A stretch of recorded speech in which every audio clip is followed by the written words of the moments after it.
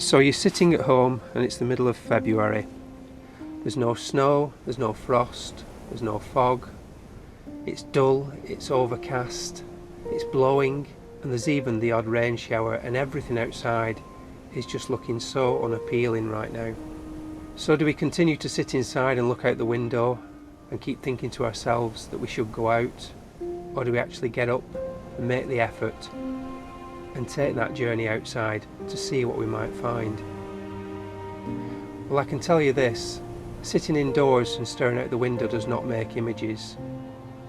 And whilst today I might not find anything unique or show-stopping, but at least I'll be able to say to myself that I've been out and I've tried.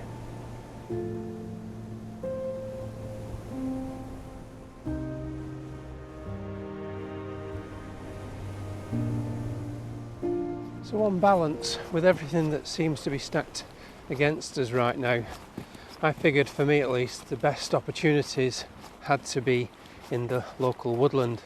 And whilst there's one or two other places I could have gone within a short distance of home with the lockdown restrictions, I sort of guessed that this is where the best chance of getting anything at all is going to be. So you've just got to try and stay a little bit positive, keep an open mind, and certainly try and get into that creative flow where you start to see things where ordinarily you might struggle. Get in the groove, so to speak. So I've literally been in the wood for 10 minutes and I've walked a little bit off the beaten track, and I've got the wind in my face, and just in front of me, probably about 200 yards, there's 4 roe deer feeding on the edge of the pine woods. I'm not going to go any closer than this because if I spook them, the chances are they're going to run to where there's people, and that's not ideal at this time of day for them. But really lovely to see. I tried to take a bit of a film with this camera, but it really isn't strong enough, but you might be able to see them in the distance just passing from right to left. I'm keeping my eye on them. When they turn around, I'm going to head back that way so I don't spook them. But really nice to see. And also, interestingly, the floor of this woodland come April, May will be full of bluebells, and I'm already seeing signs of fresh green shoots just piercing the leaf litter. That's really encouraging.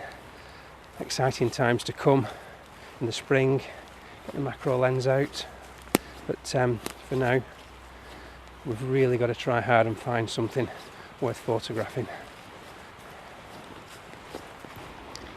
Now, I will always say when you come into a woods you've got to really slow down, and sometimes it's worth just picking a little area and working that area for a good amount of time before you move on. Simply walking through with your blinkers on is rarely going to yield anything worthwhile. Now, on a day like today, you've really got to take that advice because things are generally thin on the ground.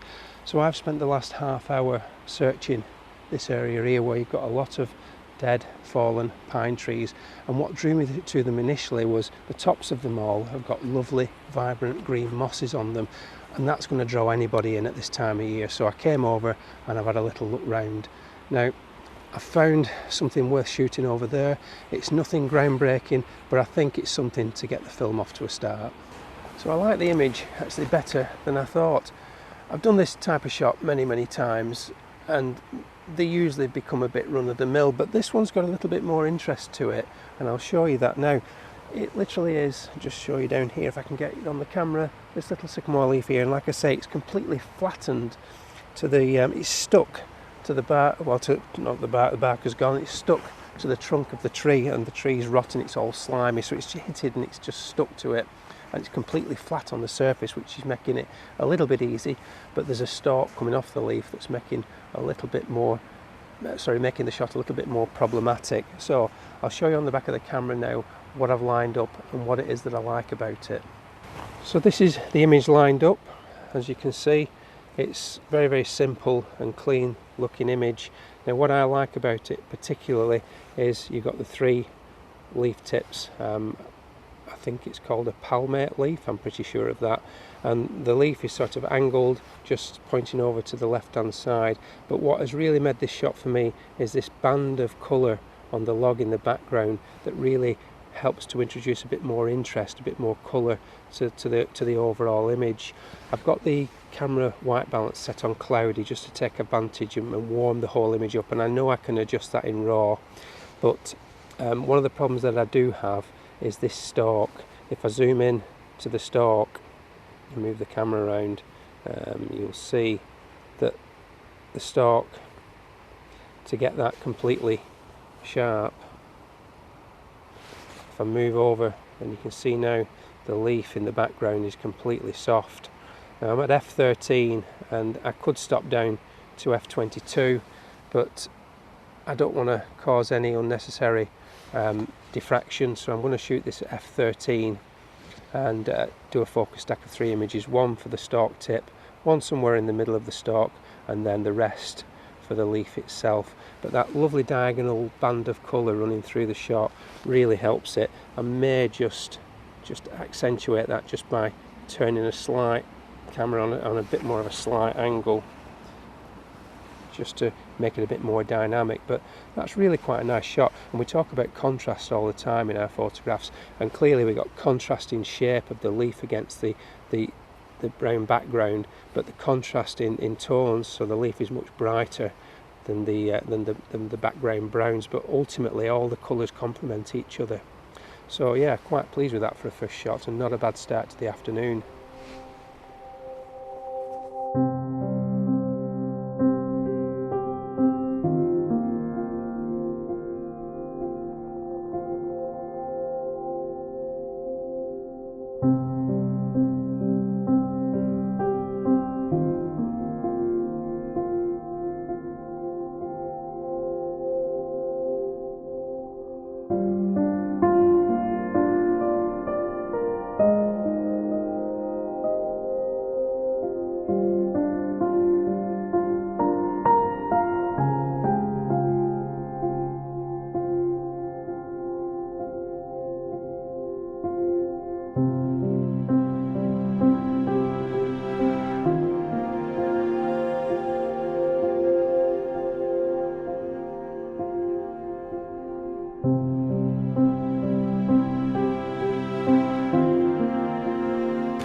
Well, I hope you liked that image.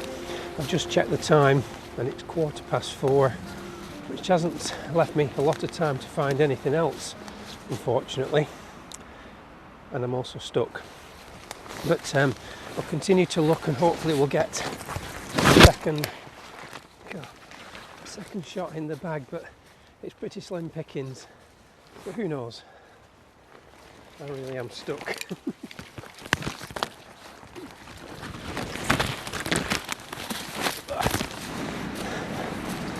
It's just off the beaten track a little bit.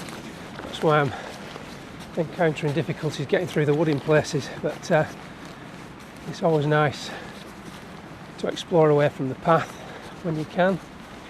I'm back out in a bit of a clearing now, but the problem I've got today as well is the wind.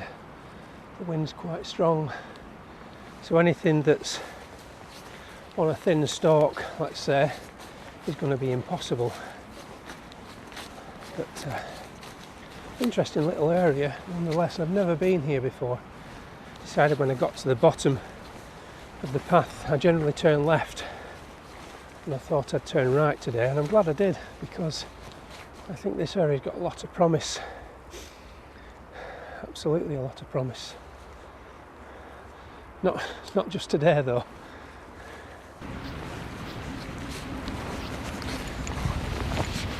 So what have we got here then?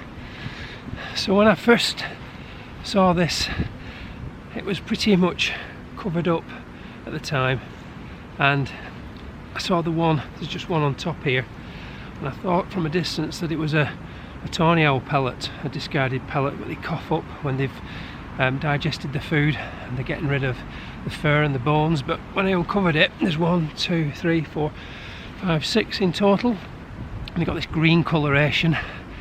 This is fox poo, and the fox has done it on a bit of a raised mound, prominent position, I suppose it's territory marker in a sense. It's not badger, because badger poo tends to be black and inky looking and sticky. Badgers will poo on mounds and on flat areas. They don't necessarily always poo in a pit, a dung pit. Latrines can be scattered widely around a territory, but this is definitely a fox. Lots and lots of fur binding the whole thing together, and lots of small mammal bones as well. And just at the back here on this one, there's the remains of a beetle husk, probably the elytra as they call it, which is the casing that covers the wings of the beetle, the hard casing, and I can just see that shining in the light there. So yeah, fox has done its business and moved off, which is what I should probably do right now, to be fair. I'm losing the light, so I think I need to find a second image. So there you go, I'll cover it back up as I found it. Right, so if I can make this work, I'll impress myself, absolutely I will. So there's a circular patch of grass here that's different to everything else that's about it, and I'm pretty sure it's the remains of tufted hairgrass, and I'm taking a guess at that because there's a patch there with new growth coming through it. So it's all lied down and flattened, and it's got these lovely lines of like silvery lines running through it that contrast nicely with the brown tones of other parts of the grass, and the way it's lying, it creates these lovely tussocks. And I'm going to try and make a shot that's an abstract of just the grasses. I'm probably going to do a slight letterbox crop with it because I think that will emphasise the sort of the way that the grasses are lying and the flow through the image. The light at the moment, we're losing light really quickly, but I think that really complements it in this instance. But it's a bit of a punt, and you could say that it's a bit of a desperate end to the day, but who knows, it might just work.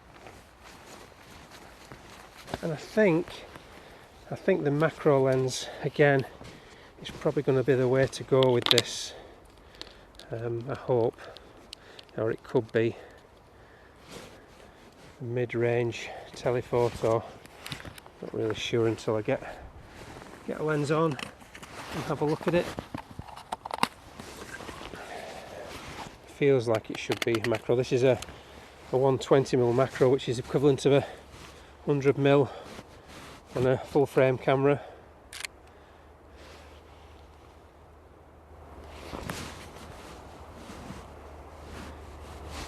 Yeah, that's probably going to be a bit too tight, that.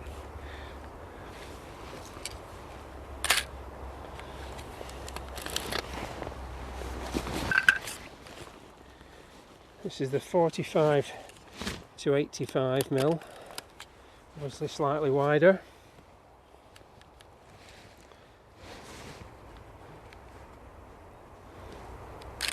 Probably going to need a focus stack as well, I'm sure, this image, if it works.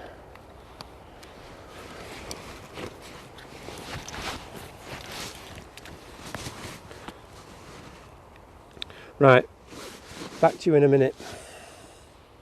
So hopefully you won't think I've gone mad.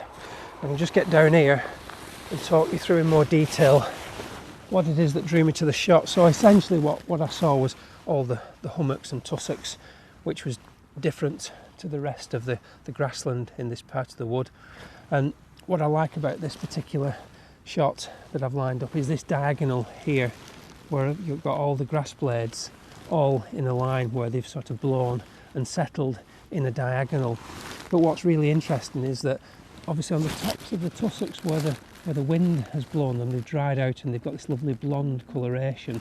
But in the lower parts, in the sort of hummocks, if you will, where the moisture has gathered and settled, it's rotted the vegetation down in these little pools, and we've got this lovely chestnut coloration which I really like. So I'm probably going to letterbox the shot. I think that's what will work best. I'm probably going to put a little bit of a vignette around the edges, just to draw your eye to the diagonal, but it's very much an impressionistic, abstract type shot. Some of you might like it, some of you may well hate it, but hopefully it'll work out all right. It certainly looks appealing through the camera, so let's give it a go.